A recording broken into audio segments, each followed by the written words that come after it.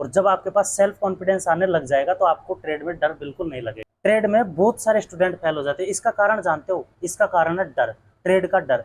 Trade में सभी भाइयों के अंदर एक तो डर फैला रखा है, ये तो फिक्स है, क्योंकि सभी भाई जितने भी हैं सब डरते हैं ट्रेड से। तो मेरे भाइयों एक तो ट्रेड में डरना नहीं है, ये तो फिक्स मान लो आप, बिल्कुल डरना नहीं है ट्रेड में।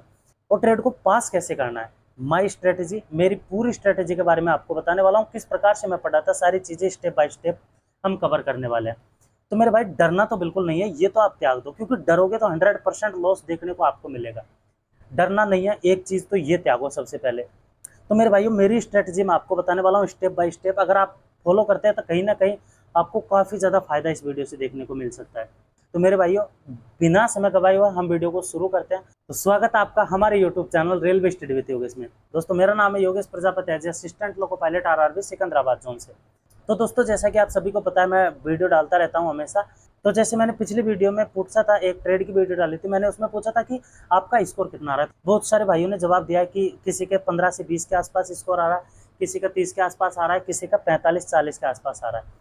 तो मेरे भाई सबसे पहले मैं आपका क्लियर कर देता हूँ, अगर जिस भी भाई का 35 प्लस स्कोर मॉक टेस्ट में आ रहा है, और जो अगर टेक्स्ट बुक पे आ रहा है खासकर, तो आप बिल्कुल पास हैं ट्रेड में, बिल्कुल आपको डरने की जरूरत नहीं है।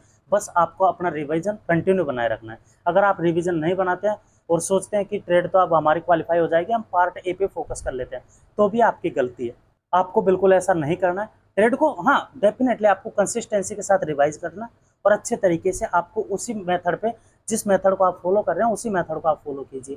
फालतू में आपको अब अपना दिमाग कहीं और लगाने की जरूरत नहीं है। तो मेरे भाइयों आपकी डेफिनेटली तैयारी अच्छी चल रही है, आप ट्रेड में 100% पास हो, ये इस बात का दावा मैं करता हूँ। तो कंसिस्टेंसी के साथ आप अपना रिवाइज करते रहिए।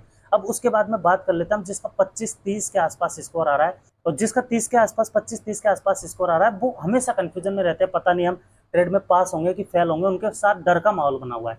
तो मेरे भाइयों जितना पॉसिबल हो सकता है, जितना पॉसिबल हो सकता है उतना आप रिवाइज कीजिए, क्योंकि अगर आप प्रॉपरली अपना रिवाइज करते हैं तो आपका स्कोर 100% बढ़ जाएगा, फिक्स है ये।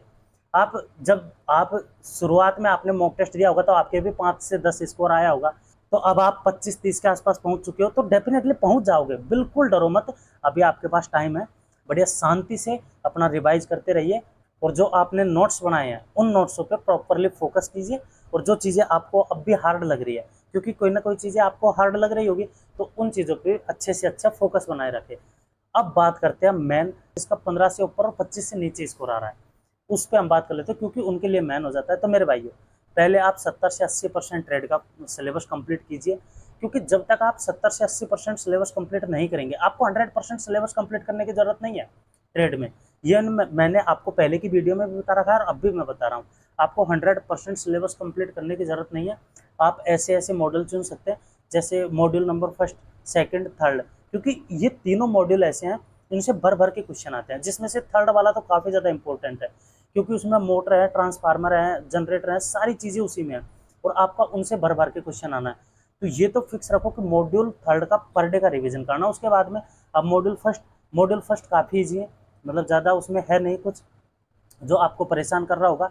हाँ मॉड्यूल सेकंड और मॉड्यूल थर्ड की बात अलग है, सेकंड भी इतना ज़्यादा डिफिकल्ट है नहीं है, थर्ड ही डिफिकल्ट है। तो आपको ऐसे प्रॉपरली अपना रिवाइज लेके चलना है।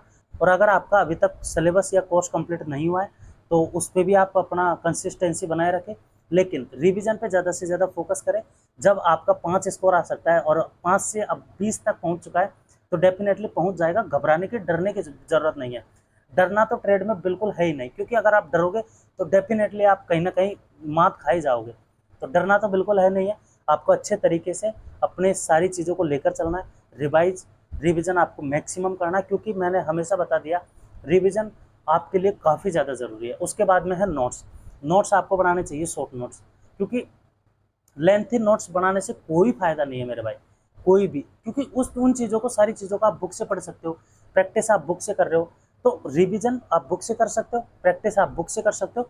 और ऐसी चीज़ें जिन्हें आप बार बार बोल रहे हो उन चीज़ों को शॉर्ट नोट्स में नोट डाउन कीजिए, ताकि आप उन चीज़ों का बार बार रिवाइज कर सके और वो चीज़ें आपको परमानेंटली याद रह सके। इसी वजह से शॉर्ट नोट्स पे मैं ज़्यादा फोकस कर रहा हूँ, और इसी वजह से मैं बार बार आपको शॉर्ट नोट्स बता रहा हूँ कि भाई शॉर्ट नोट्स बना लीजिए, क्योंकि आपका एग्जाम के टाइम पे काफ़ी ज़्यादा हेल्प करेगी आपकी। और अब बात करते हैं हम प्रैक्टिस पे। प्रैक्टिस मेरे भाइयों, आप प्रैक्टिस के लिए एस.के. झा सर की बुक परचेज कर सकते हो, कौटिल्य क्लासेस सर की रामबाण बुक परचेज कर सकते हो। मैंने अभी तक ये 2 ही बुकों का पता है मुझे अच्छे तरीके से, और ये बेहतरीन बुक है मेरे भाई।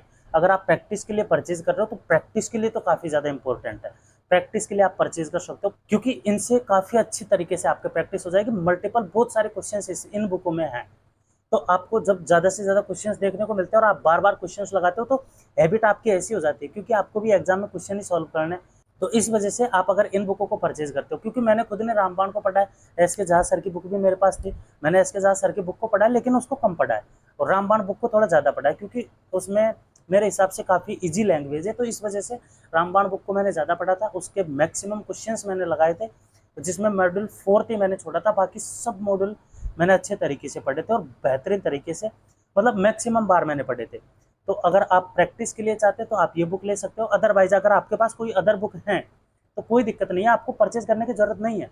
आपको ऐसा नहीं है कि जैसे मैंने उन बुकों को पढ़ा है तो आपको उन्हीं बुकों को पढ़ना चाहिए, ऐसा बिल्कुल भी नहीं। अगर आपके पास सफिशिएंट बुक है, अच्छी बुक है, प्रैक्टिस के लिए बेहतरीन है, तो आप उसी को पढ़ लीजिए। कोई ज़रूरत नहीं है आपको ऐसे पैसे खर्च करने की। मैं सही बता रहा हूँ मेरे भाई, क्योंकि ऐसा तो है नहीं है कि जैसे वही बुक है जिनको पढ़ के आप सिलेक्शन ले सकते हो।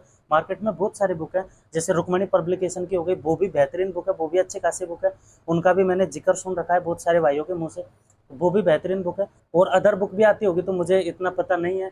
तो आप अगर जब भी जिसके पास भी ऐसी अच्छी खासी बुक है तो आप पढ़ सकते हो उनसे, तो डेफिनेटली आपको कोई प्रॉब्लम देखने को नहीं मिलेगी। लेकिन लास्ट में भी मैं यही कहूँगा मेरे भाइयों, रिविजन आपके लिए बहुत ज़्यादा इंपॉर्टेंट है।